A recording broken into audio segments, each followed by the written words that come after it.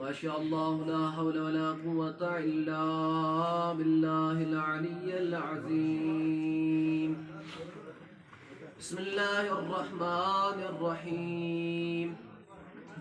الحمد لله الذي لا يبلغه منهته القائلون ولا يحصي نعماه العدون ولا يحصي حقه المجتهدون فطر الخلائق بقدرته ونشرها وسخور من يدان عرضينا.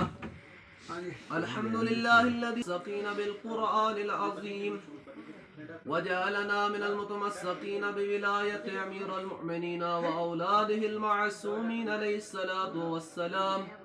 وقال سبحانه وتعالى: بسم الله الرحمن الرحيم. تبارك الذي بيده الملك وهو على كل شيء قدير الذي خلق الموت والحياة ليبلوكم أيكم أحسن عملا. قال رسول الله صلى الله عليه وآله وسلم: من مات على حب آل محمد مات مغفورا. صلوات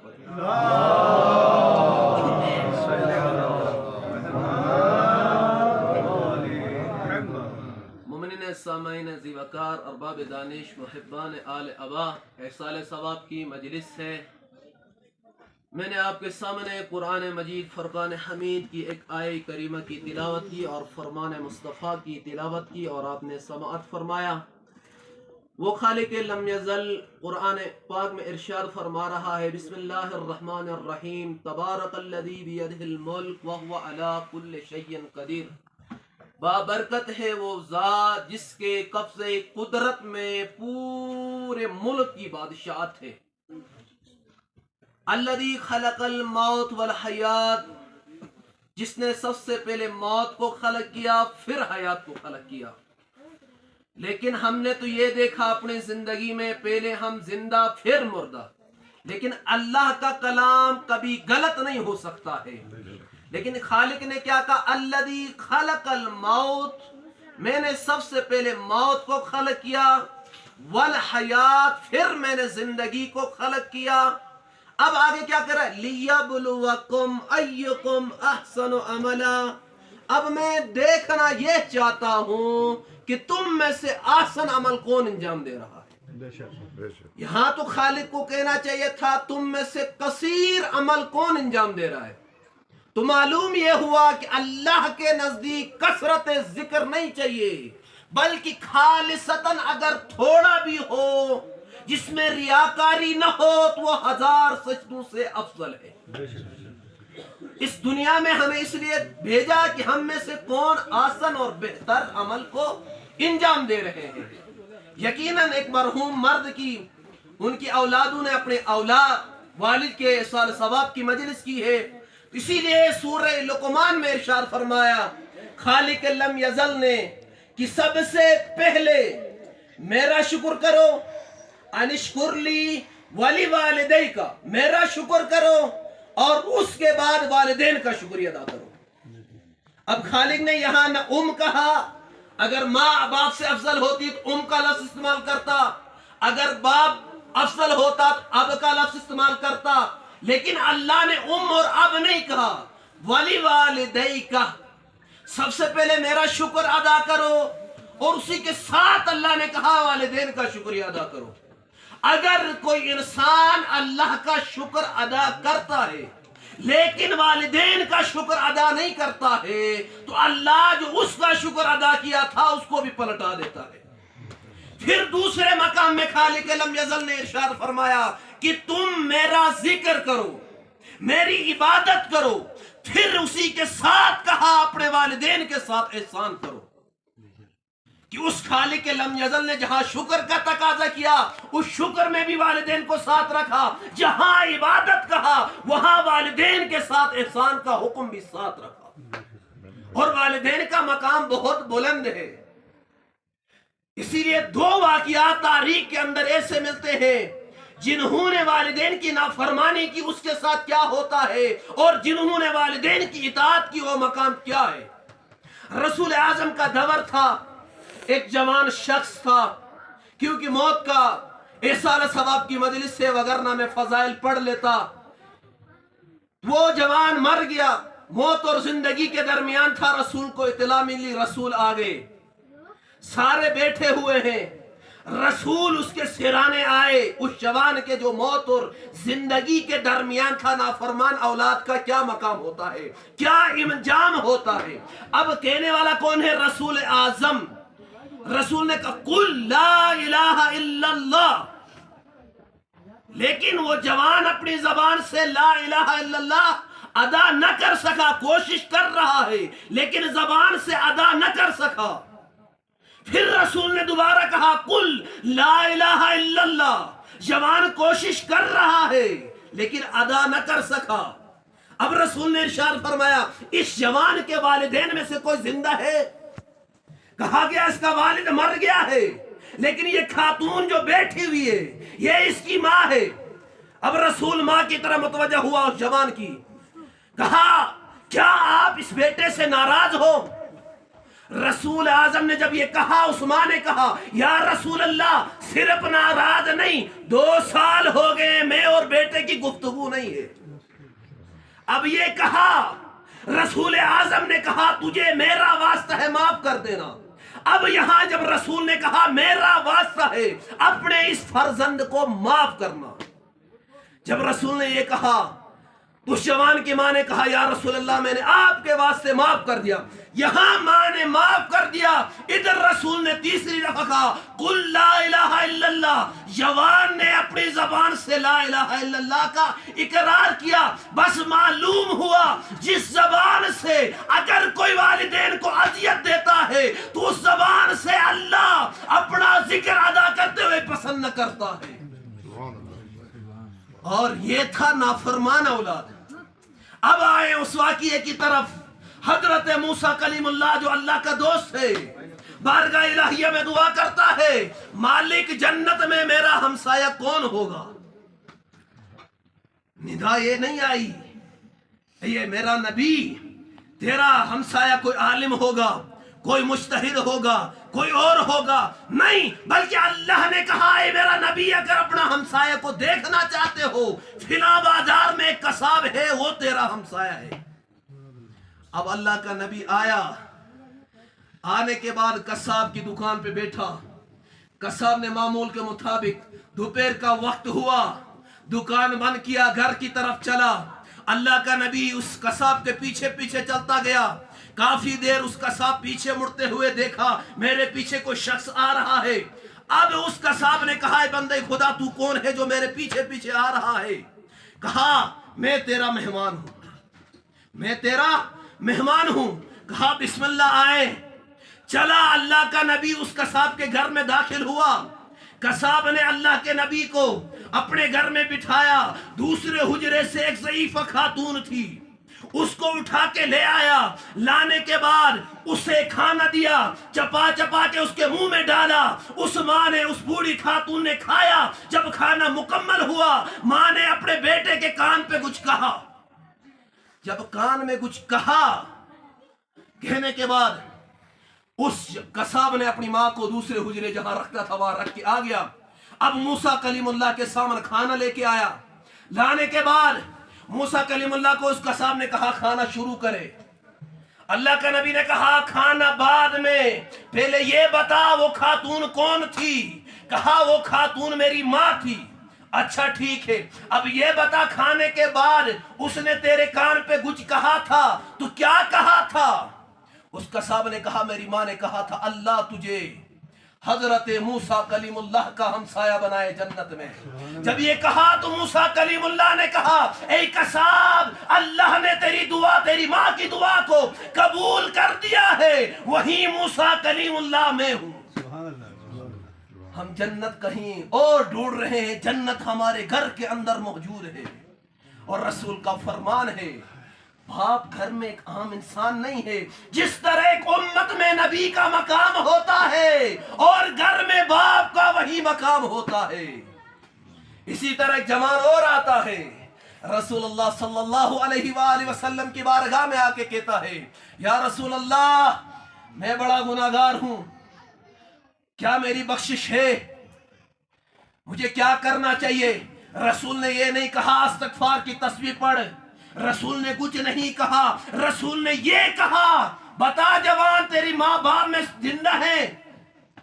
اس جوان نے کہا یا رسول اللہ میری ماں مر گئی ہے، میرا باپ زندہ ہے۔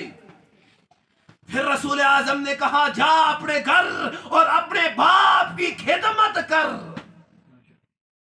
اب وہ جوان بارگاہ رسالت سے نکلا، رسول اعظم نے کہا کاش اس جوان کی ماں زندہ ہوتی۔ سامنے بیٹھے ہوئے لوگوں نے کہا یا رسول اللہ کیا ماں کا مقام باپ سے زیادہ ہے؟ تو میرے رسول نے فرمایا ماں کا دل نرم ہوتا ہے، ماں جب دعا کرتی ہے تو اللہ فوراً قبول کرتا ہے۔ کیا اب اس کی باپ کی نہیں؟ رسول نے کہا جب تک اس کا باپ زندہ ہے خدمت کرتا رہے گا، اسی خدمت کے عوض اللہ اس کے گناہوں کو معاف کر دے گا۔ جو ہم دنیا میں لوگوں کو چکر دیتے ہیں وہ چکر یہاں کاٹ کے جانا ہے۔ تو کیا معلوم ہوا ہمیں؟ اب دیکھو یہ موت ایک ایسا فلسفہ ہے، یہ موت ایک ایسا موضوع ہے۔ امیر المومنین امام المتقین ارشاد فرماتے ہیں جب کسی انسان کو مر جائیں تو یہ نہ سمجھنا وہ مر گیا بلکہ تو خود مر گیا۔ رسول کہتے جب اسے غسل دیا جائے یہ نہ سمجھنا اسے غسل دیا گیا بلکہ تجھے غسل دیا گیا۔ جب میت کو کفن پہنائی جائے یہ مت سمجھنا میت کو کفن دی گئی، اور اگر میت کو قبرستان میں دفنا کے پلٹ کر آنا تو اس اللہ کا شکر ادا کرنا، اسے تجھے اور مہلت دی ہے۔ لیکن مولا تو یہ فرماتے ہیں ہمارا شیعہ ہمارا مومن وہ ہے جو اکثر قبرستان جاتا ہے، وہ عبرت کا مقام ہے، ہم قبروں سے ڈر جاتے ہیں۔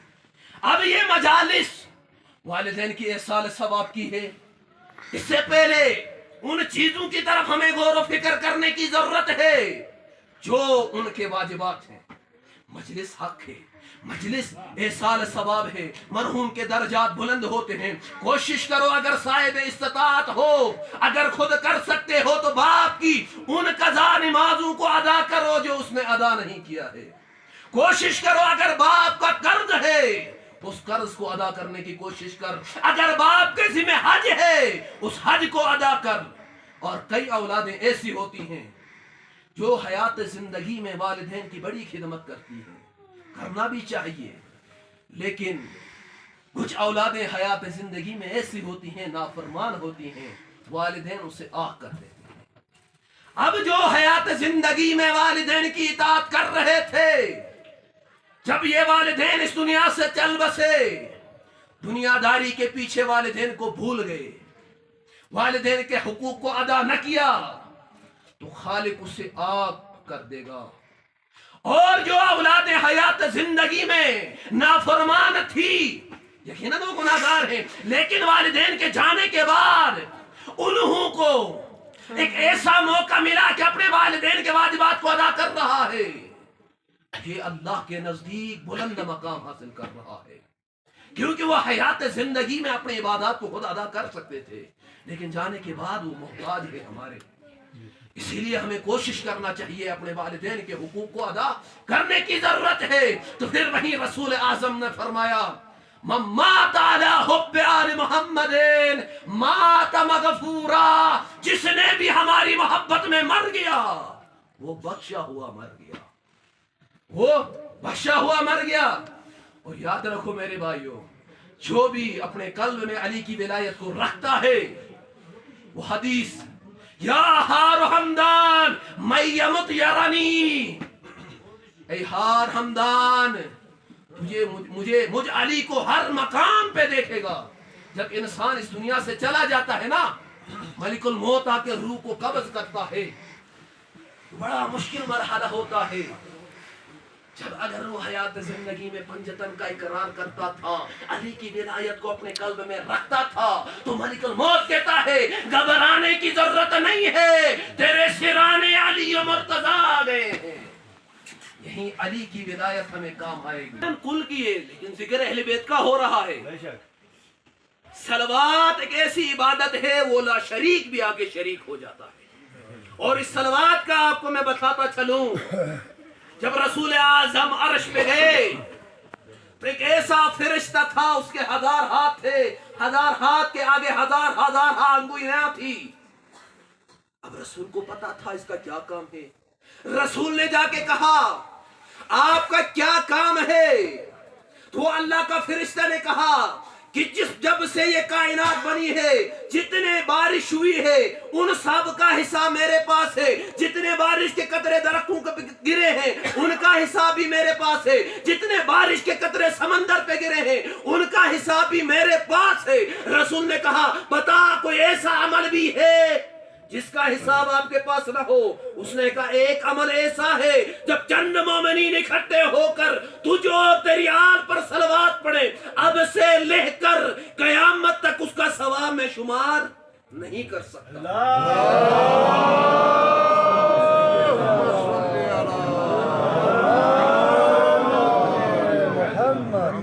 اچھا، اسی طرح ایک جوان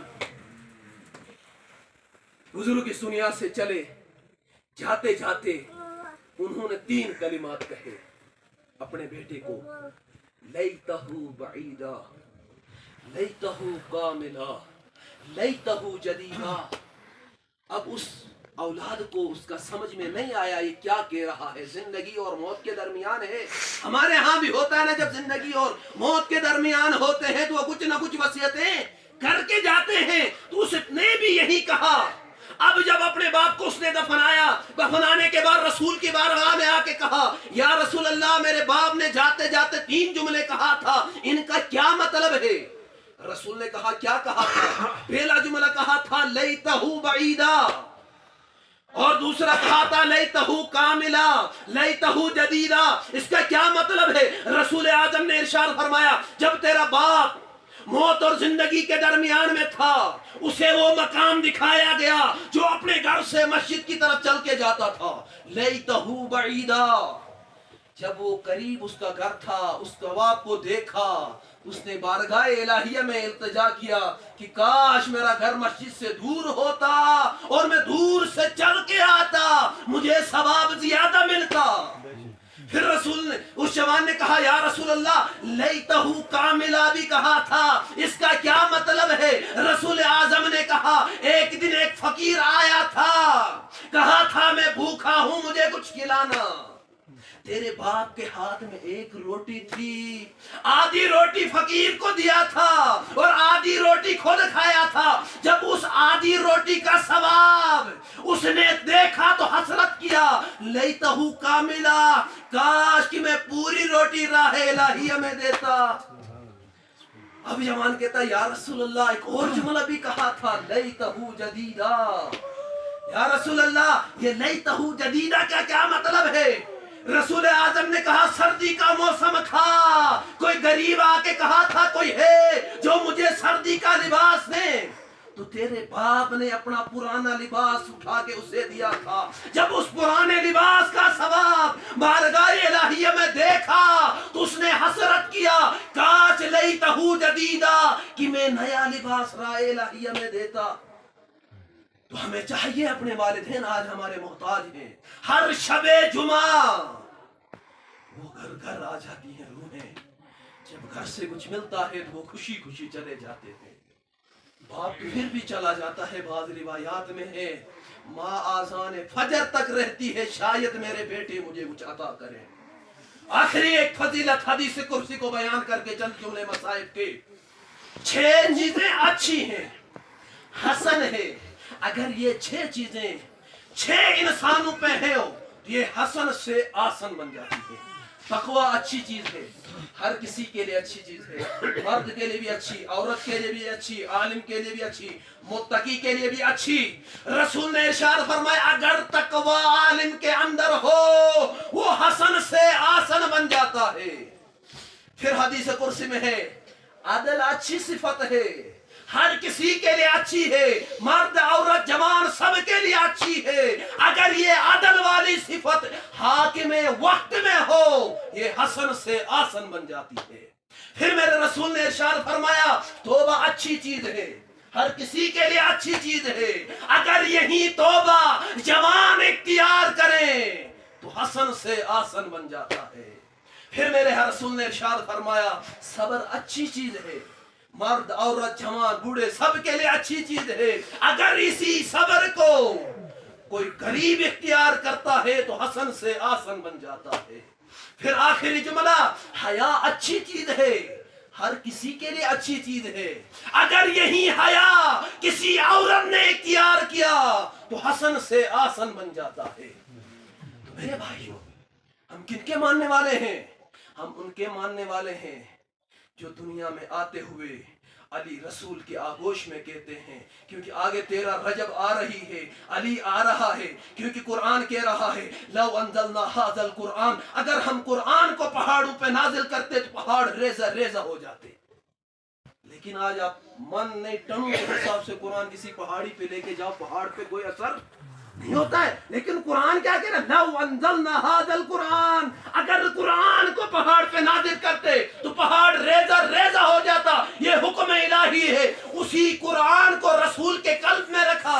اب اس کی دلیل اللہ نے سامت قرآن کو دیا۔ 13 رجب کو کعبے میں آیا تو پتھر خود بخود پھٹ کر علی کی ماں کو راستہ دیا۔ جہاں سامت نہ آئے وہاں ناطق کے لیے پہاڑ خود بخود راستہ دیتی ہے۔ اب وہ رسول ہم ان کو نہیں مانتے ہیں، ہم انہیں مانتے ہیں جو آتے آتے آسمانی کتابیں سنا دیں۔ اب دیکھو رسول کے ہاتھوں میں آئے، کوئی پتہ نہیں 13 رجب ہمیں نصیب ہو یا نہ ہو۔ علی کے فضائل چند جملے ہم بیان کریں۔ 13 رجب فاطمہ بنت اسد آئی، کعبہ پھٹ گیا، دیوار بن گئی، اور آج دشمن اسلام نے بڑی کوششیں کی اس دراڑ کو چھپانے کے لیے، وہ چھپ نہ سکی۔ جسے اللہ ظاہر کرے اسے کوئی نہیں چھپا سکتا ہے۔ آئے علی، ہائے ہائے، لوگ کیا کہتے ہیں ابو طالب نے کلمہ نہیں پڑھا۔ وہ انسان کے بندے بنو، اگر ابو طالب کلمہ نہ پڑھتے تو ابو طالب اتنے یقین سے گھر میں نہ رہتے۔ کسی کی بیوی ہو اور وہ 8 9 مہینے میں ہو، وہ گھر سے نکل جائے، شوہر گھر میں اعتماد سے رہ سکتا ہے؟ نہیں رہ سکتا ہے۔ لیکن ابو طالب گھر میں اطمینان سے تھے۔ آئی فاطمہ بنت اسد، اور اب یہ فطرت انسانی کا تقاضا ہے، عورت ڈرتی جلدی ہے۔ عورت دیکھو نا، یہاں کوئی چیز کہیں ہم ہو، کوئی گر جائے تو آگے بڑھتے ہیں یا پیچھے دوڑتے ہیں؟ پیچھے بھاگیں گے نا، آگے نہیں جائیں گے۔ لیکن کوئی مورخ یہ ثابت نہیں کر سکتا ہے کہ علی کی ماں کا قدم ایک اینچ بھی پیچھے ہٹا ہو، بلکہ آگے چلی گئی۔ اب علی کی ماں کو حق تو یہ تھا نا کعبے کے کسی کونے پہ رہ جاتی، جوف کعبہ وسعت میں رہی۔ لوگ تالا کھولنے کی کوشش کی، تالا کھلا نہیں۔ 3 دن گزر گئے، علی نے ماں کا دودھ پیا نہیں۔ رسول آئے، آ کے مبارکبادی دی، دینے کے بعد رسول نے علی کو اپنے ہاتھوں پہ لیا۔ جسم کا جسمی، روح کا روحی، قلب کا قلبی، سلم کا سلمی، علی کا جسم میرا جسم، علی کی روح میرا روح، علی کا قلب میرا قلب، علی کا خون میرا خون۔ جب یہ کہا، خالق لم یزل نے کہا یا رسول اللہ سن، اگر علی کا چہرہ دیکھو گے تو وجہ اللہ نظر آئے گا، علی کے ہاتھ دیکھو گے ید اللہ نظر آئے گا، علی کی آنکھ دیکھو گے عین اللہ نظر آئے گا، علی کی زبان دیکھو گے لسان اللہ نظر آئے گا، اگر پورا کا پورا علی دیکھو گے تو نفس اللہ نظر آئے گا۔ اب علی بس پڑا ہے، علی نے رسول کے ہاتھوں میں آیا۔ دیکھو نا تاریخ بھی کتنی ہے کہ جس نے رسول کا تھوڑا سا جھوٹا پیا اس نے اتنی حدیثیں لکھی، تھوڑا سا جھوٹا پیا اتنی حدیثیں۔ تو جو رسول کی زمان چوس چوس کے بڑا ہو، اور علی نے خود کہا رسول نے مجھے علم کے ابواب ایسے دیے، زکن زکا، جس طرح پرندہ اپنے بچے کے لیے خوراک دیتا ہے اسی طرح رسول نے مجھے علم کے ابواب منتقل کیے تھے۔ جب یہ ہوا رسول نے کہا، علی نے کہا یا رسول اللہ تورات سناؤں، زبور سناؤں، انجیل سناؤں، قرآن سناؤں؟ علی نے تورات سنایا۔ علی کا کمال نہیں ہے اس میں، کیونکہ تورات آ چکی تھی۔ زبور سنایا، زبور میں علی کا کمال نہیں، زبور آ چکی تھی. انجیل سنایا، انجیل میں علی کا کمال نہیں، انجیل آ چکی تھی. علی کا کمال یہ تھا، اب قرآن مکمل آیا نہیں تھا، علی بتا رہے تھے. کیونکہ قرآن کا یہ دستور ہے، کوئی واقعہ ہوتا ہے، آیت بنتی ہے، پھر آتی ہے. اب علی یہ دیکھ رہے ہیں کوئی بھاگے گا، بھاگا نہیں ہے، علی دیکھ رہے ہیں. کوئی سوئے گا، سویا کا مطلب علی سوئے گا رسول کے بستر پہ، اب سویا نہیں ہے، بتا رہے ہیں. جو علی ایک لحظہ رسول کے بستر پہ سو کے وَمَن يَشْرِ نَفْسَهُ ابْتِغَاءَ مَرْضَاتِ اللَّهِ وَاللَّهُ رَءُوفٌ بِالْعِبَادِ، جو رسول کے بستر میں ایک لحظہ سو کر اللہ کی مرضیوں کو خریدیں، اللہ جانے اس علی کی عبادت کا کیا مرحلہ ہوگا. اس لیے تو رسول نے کیا کہا، ضربت علی یوم الخندق افضل من عبادت الثقلین. ضرب لگانے میں جو یہ علی کی ایک لحظے کی ضربت جو ہے ثقلین کی عبادت سے افضل ہے. اب علی والے ہو نا، اور علی ارشاد فرماتے ہیں عبادت تین طرح کی ہوتی ہے، غلاموں والی، تجارت والی، آزاد. غلامی والی کون سی عبادت ہے؟ جو نماز جنت کی لالچ میں پڑھ رہا ہے، یہ غلامی والی عبادت ہے. روزہ رکھ رہا ہے جنت کی لالچ میں، یہ غلامی والی عبادت ہے. تجارت والی عبادت کون سی ہے؟ جو جنت کے لالچ میں کر رہا ہے، کیونکہ ہمیشہ تاجر لالچ کرتا ہے منافع کا. اور تیسری عبادت ہے جو آزاد، جو اللہ کو لائق عبادت سمجھ کر، اسی لیے علی نے کہا تھا باری الہ، نہ میں جہنم کے ڈر سے عبادت کرتا ہوں، نہ جنت کی لالچ سے عبادت کرتا ہوں، بلکہ اس لیے عبادت کر رہا ہوں تو لائق عبادت ہے. اور پھر علی ابن ابی طالب نے کلمہ اختصار میں نہج البلاغہ کے آخری حصے میں ارشاد فرمایا، کسی نے پوچھا یا علی آپ جنت میں جانا پسند کرتے ہو مسجد میں جانے؟ علی نے ارشاد فرمایا میں مسجد میں جانا پسند کرتا ہوں. اچھا علی کیوں؟ کہا جنت میرے بیٹوں کی ملکیت ہے حسن اور حسین، اگر جنت کے لیے کروں تو جنت میری نفس کے لیے ہے، لیکن جب اللہ کے گھر جاؤں گا تو میں اللہ کے لیے جا رہا ہوں. مسجد میں اللہ کی مرضیاں ہیں. جوانوں نماز پڑھو اور اپنے اندر تکبر اور گھمنڈ کو ختم کرو. ایک روایت یہاں تک بھی ہے، ایک جوان موسیٰ کلیم اللہ کے پاس آ جاتا ہے، آ کے کہتا ہے یار اللہ کا نبی تو جا رہا ہے کوئی دور میں، اللہ سے پوچھنا کیا میرے گناہوں کی بخشش ہے؟ تو موسیٰ کلیم اللہ نے کہا جوان تیری بخشش ہے؟ کہا میں بہت بڑا گناہگار ہوں. کہا تو جتنا بڑا گناہگار ہو اللہ معاف کرے گا. اس نے جب تیسری دفعہ کہا، اس نے اپنے گناہوں کو گنوانا شروع کر دیا موسیٰ کلیم اللہ کو. اب موسیٰ کلیم اللہ کوئی دور پہ چلا گیا، جا کے ہم کلام ہو کے کہا یا اللہ تیرا ایک بندہ تھا وہ پوچھ رہا تھا کیا میری بخشش ہے؟ اللہ نے کہا مجھے اس بندے پہ گلہ ہے. کیا؟ جب میں نے اس کے گناہوں پہ پردہ ڈالا تھا اس نے اپنے گناہ تجھے کیوں بتایا؟ جب وہ اللہ اتنا کریم ہے کہ میرا عبد گناہ کرتا ہے میں پردہ ڈالتا ہوں، وہ اپنے گناہوں کو میرے نبی کے سامنے بھی پیش نہ کرے. اللہ ستار العیوب ہے، اور ہمیں بھی یہ صفت کو اپنانے کی ضرورت ہے. اگر کوئی گناہگار ہے اس کے گناہ پہ پردہ ڈالو، اگر کوئی گناہگار ہے اس سے نفرت نہیں بلکہ اس کے گناہوں سے نفرت کر.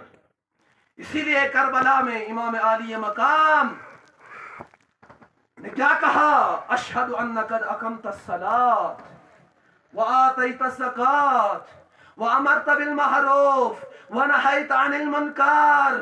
آج جو میں خروج کر رہا ہوں نماز کے لیے کر رہا ہوں، امر بالمعروف اور نہی عن المنکر کے لیے کر رہا ہوں.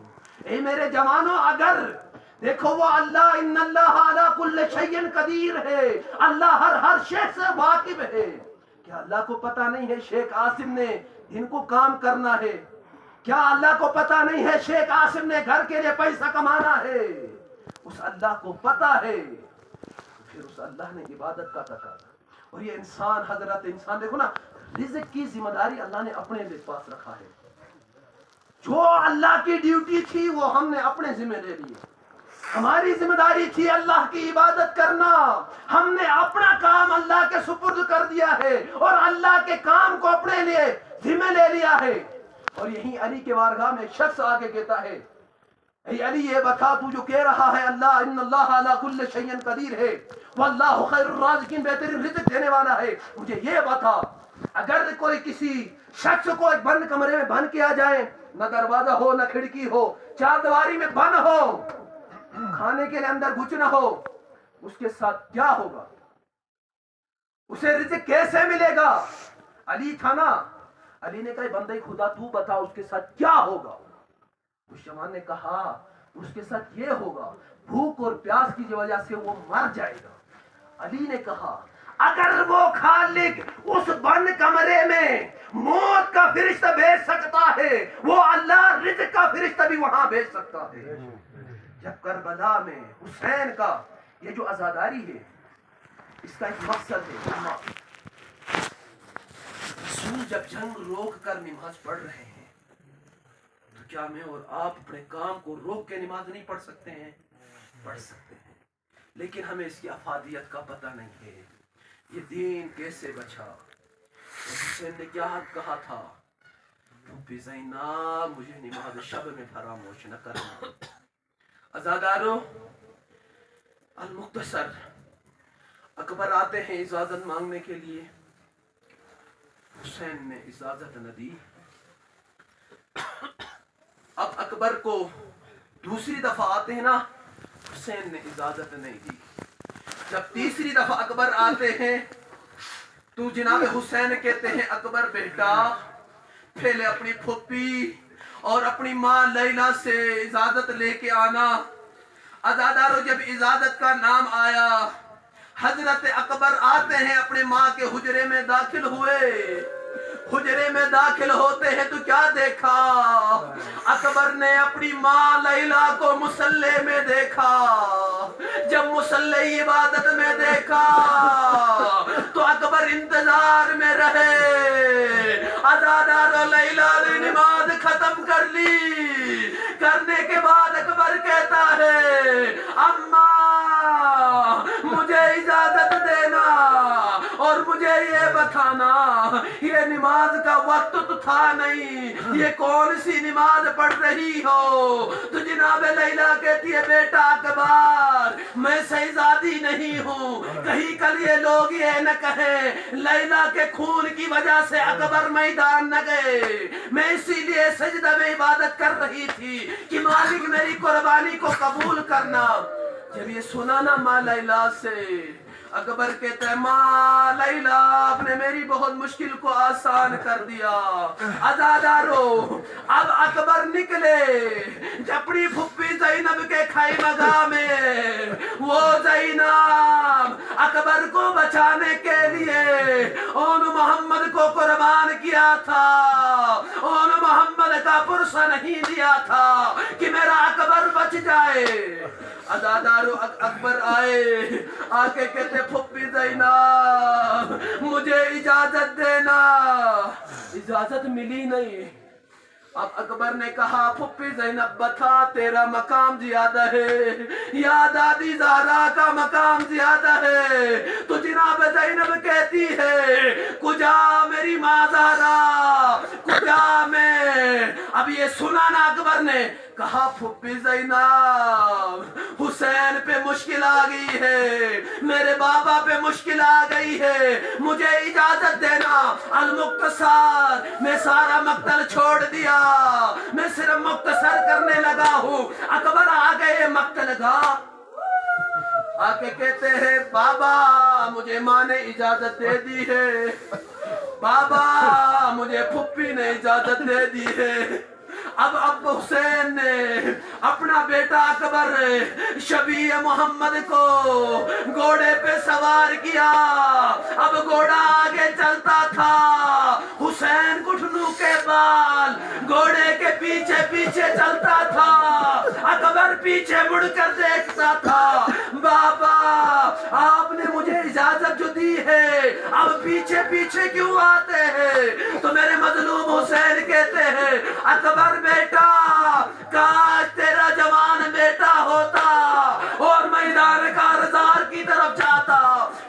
پوچھتا المختصار اب چلا حسین کا اکبر میدان کارزار کی طرح ایسے لڑا جیسے حیدر کرار لڑتے تھے.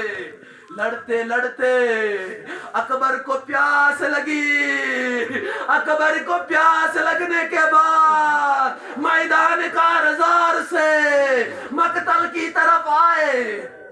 آگے کہتے ہیں بابا مجھے پیاس لگی ہے, مجھے پانی دینا.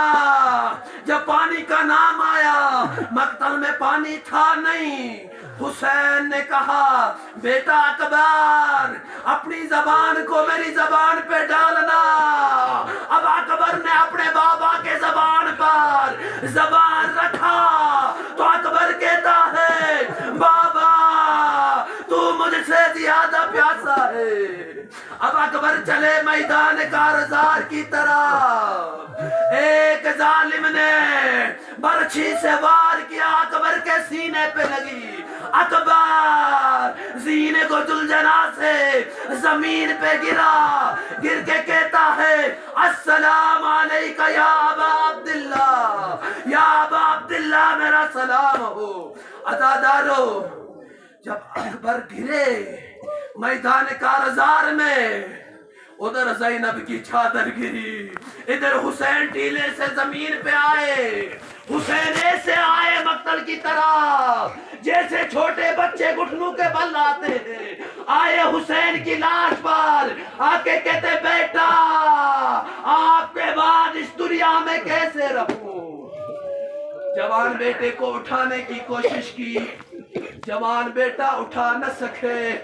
عزادارو اٹھاتے ہیں پھر رکتے ہیں. اب آئے حسین نے اپنے بیٹے کو خیمہ گاہ میں لے کے آئے. ہر بی بی نے پرسہ دیا یا اکبر اے میرے نانا کی شبیہ اکبر. على نعمة الله على قوم الظالمين والصيادة الذين ظلموا من قلبين قلب مرحوم مغفر.